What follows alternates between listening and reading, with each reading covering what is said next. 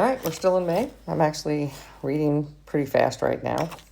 This is an audio book that I just finished. It's called Severance by Ling Ma. It was number 81. So I was reading this audio book while I was walking my dog. The general concept's fine. It's, the apocalypse, and it follows Candace as she's with this group of people trying to survive. Basically some sort of pandemic hit the world, and for whatever reason, they survived.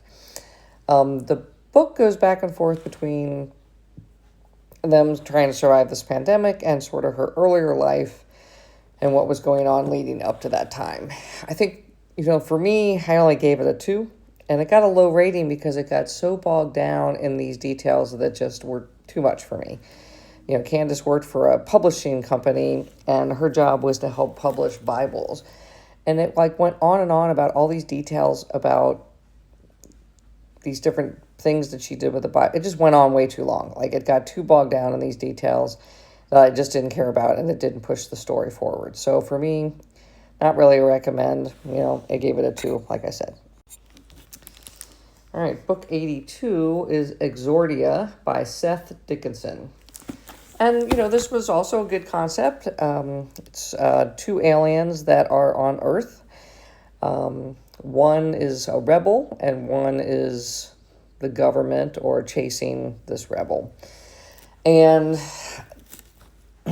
they can sort of communicate with people that they select to communicate with. They have to put an implant in them to have this communication done.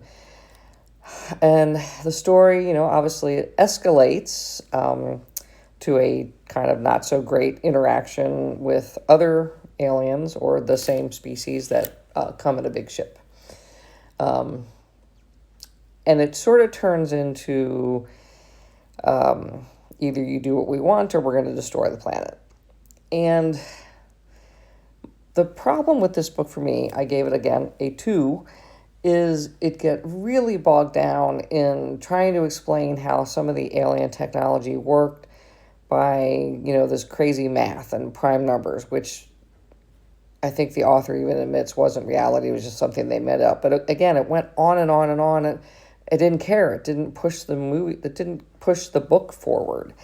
There was also the military involved, which is fine, but there was some pretty complicated military jargon that went on a little bit during some of the battles, and again, it didn't push the story forward. It just added complexity. So, yeah, not a recommend, just because it just was just okay. Number 83 is All These Sunken Souls, and it's actually a collection of short stories.